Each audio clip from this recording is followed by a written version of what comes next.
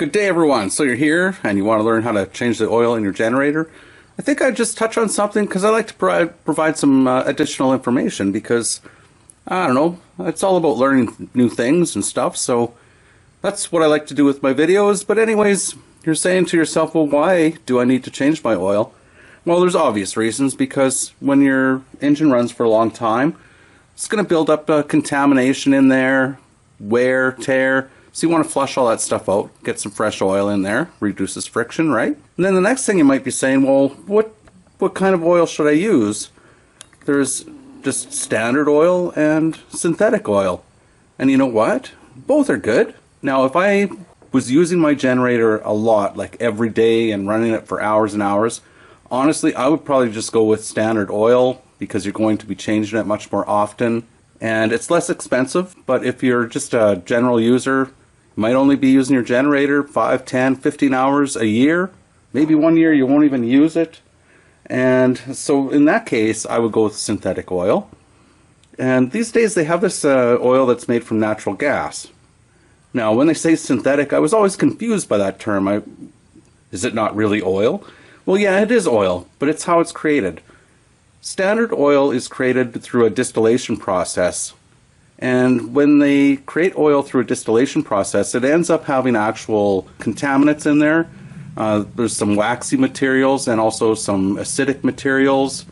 Whereas with the fully synthetic and the stuff that's made from natural gas, they create the oil. It's not a distilled process. I don't fully understand the whole process, but I can make an analogy. It's kind of like normal oil is like taking, corn and put it in your popcorn maker and you create the popcorn. With synthetic oil, you're bypassing that step. You're not putting the corn in the popcorn maker. You're just creating the popcorn.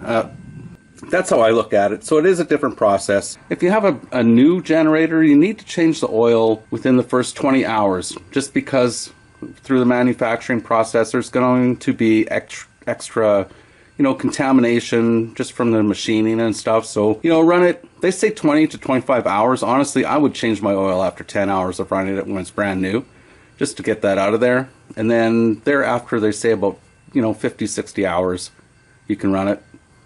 But again, if you're not using your generator very often, you might only use it 10 hours a year. I would definitely go with the synthetic. Costs way more, but you're not going to change it as often. And again, though, if you use your generator every day, hardcore, I would just use regular oil, go through the standard maintenance plan, probably 50, 60 hours, and change it. So anyways, let's move forward and get at it. Before you change the oil, we're going to have to start this up. You need to let the engine warm up. That's going to make the oil, less viscous. It's going to flow out nicer. It's going to stir up any dirt in there, and we can flush it out. So that's step one. We need to get this thing running. Heat it up first before we go forward. So this video is really part of my oil change video, but I also thought people might get a little bit confused when they're going to start up their generator. There are instructions on most of them on how to do it, but sometimes when you're in a panic and you just want to get things going, sometimes those instructions don't always make sense. And so I'm going to show you something quick here, how to start your generator properly. First of all, make sure that nothing's plugged into your sockets. And you should make sure the circuit breaker is off. It's just good practice. O is for off, okay? The second thing, make sure that your oil level is good. What you do, your unit might have a dipstick up top here for filling and a dipstick, or it might just have what mine has, just a simple oil fill cap. So you want to unscrew that. And this little cap might have a dipstick on it, may not. Doesn't really matter. All you want to do is look and see if the oil is at the threads in there. Mine is. That means it's good to go. Get that on. And then come around. Again, all these systems are pretty much the same. There might be some tiny little different aesthetic differences. But there's a switch here that needs to be on the... Again, sometimes when people are panicking, they say, oh, when they're just thinking in their mind, on, I have to turn it on. O stands for off. It won't start. So turn that to on.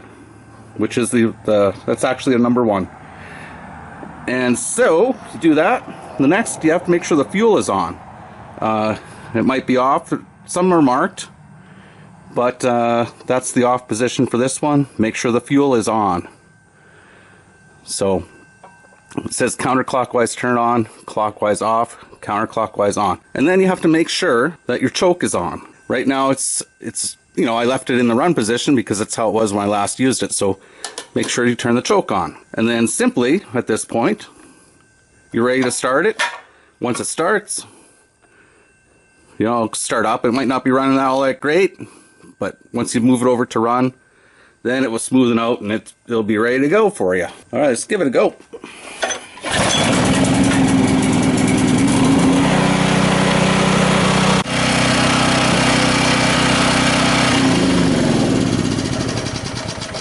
Hi, Dad. Okay, so we have it shut off now, and one thing you're going to need an oil drain pan. But if you don't have one, I do have one, but I thought I'd just show you in case you don't have one. You can make one out of a jug. You might have to change how you cut the sides of it or whatever, but I kind of made this to fit in properly. So it should help prevent oil from getting all over the place and make sure the lid's on.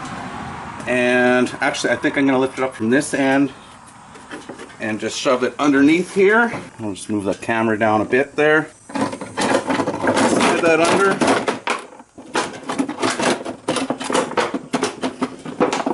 There we go. I can pull up this little flap here. I don't know if you see that. That way if the oil does come out a little bit fast, so it'll come out of here, it'll hit here, go down into the drain so you don't, or into the container, so you don't get oil everywhere. I can't stand having oil all over my stuff, so that's why I thought I'd try this out. Normally I do use my drain pan, but there's other ways to do this. You can use some tin foil or whatever so it doesn't get everywhere, but we're going to try this today. Okay, so we need our wrench, and in this case it's a 3/8 wrench. Make sure you get something that's fitting properly because you don't want to damage these plugs.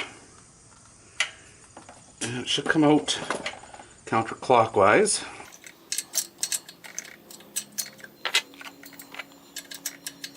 There, it's loosened up, and then just slowly turn it out here. Sort of prevent the oil from just spraying out there at full force, because that'll make a mess.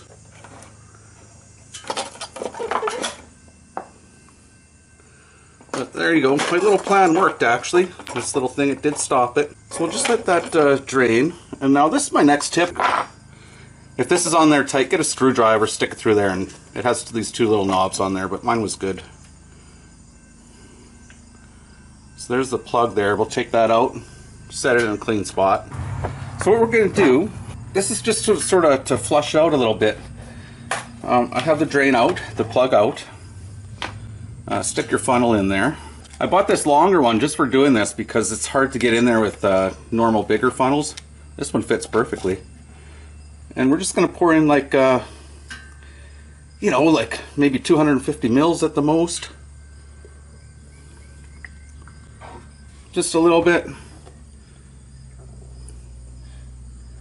And just let that, we'll get that out of the way. Normally I just leave that in there, but yeah, so now it's draining out nice and clean. It looks like it's finished draining.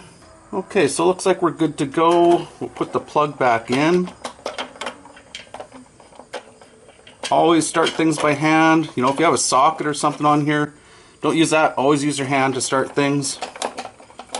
Snug it up. Then when you tighten stuff, people have a tendency of over-tightening things too much. Don't do that, because these things are made out of aluminum. I mean, the bolt is steel, but, it's an aluminum case, so just turn it in until it's feeling a little bit, fairly snug. Feels pretty snug now, and then just a little, 1/8 of a turn. And that'll be good. And if you need to, get your cloth out and wipe around there. I'll probably do that in a bit. But what I'm going to do next, when you go to fill these, now this thing takes about 1 liter. I'm just moving my drain pan a bit here so that it's underneath the filler, like that. So what we're going to do Now, this one does not have a dipstick, and there are models where they have a fill that's way up here, and then you would fill it up. Now, if you have a top filling one, it will also have this yellow one. As you're filling it up, I'd keep this out, because what you're going to do is fill it until the oil comes to the threads. Might even start running out a bit. And that's fine, because that's when it's full. You can't really overfill these if you keep this plug off, and it's just going to fill to the threads. It can't fill anymore because it will drain out, right? So that's how you know it's perfectly full. There's no guesswork then. So let's pour in about 1 liter here, get it going.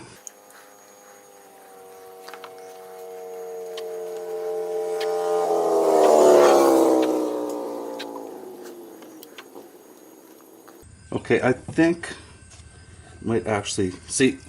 It is full. I got just in time. Take that out. A little bit of oil is going to run out of there, so that's perfect. Just let it run for a second. And can my helper go get those blue towels over there? Sure. Okay, so we have our drain plug in. You know, this is full. It's not over full. It's just on the threads, so that's good. Let's put our plug back on here, or the cap. And you know, so you're going to start it up and you can let it run, and then you should go back and check the oil. But you know, I've been doing this long enough that I know it's fine, because I know kind of from what I was eyeballing how much oil actually went in there. Then the fact that it started draining out, so I know it's perfectly full. There's nothing to worry about. But you know, you should check it every time before you start your engine anyway. You should check it if it's been running, if you've been using it before you start it at, you know, beginning of each day.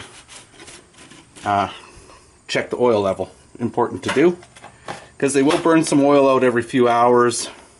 Not a lot, and they should run actually a long time before you need to, you know, add oil, unless it's worn out. But so that's all there is to it, folks. Hope you enjoyed the video.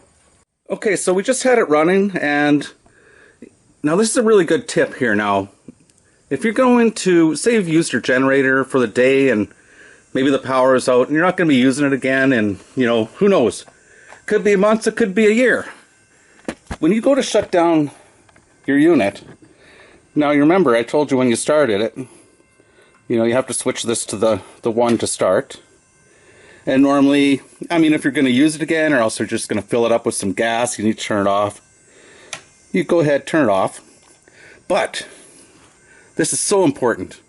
If you're going to store it for a long time, leave it running and just turn the fuel off and let it run out of gas. Because that's going to clear out the carburetor, so it's going to prevent any sort of like gum fuel issues building up and causing trouble with your carburetor. And of course, before you do shut it down, if you are using it to power anything, make sure that the circuit breaker is off before you do the shutdown. And, you know, unplug everything. So that's just my tips. So I'm using this fully synthetic stuff, 5W30. Honestly, if you're in a very, let's say, variable climate where it gets really cold and really hot, 5W30 is your best thing to use. Thanks so much for watching the video, and a real big thank you to all my followers and subscribers. I really appreciate it. Please give me a thumbs up. If you're new, please subscribe. And put a comment down below if you have some suggestions that could help someone else out. That's what this is all about. Anyways, everyone, take care. Have a great day.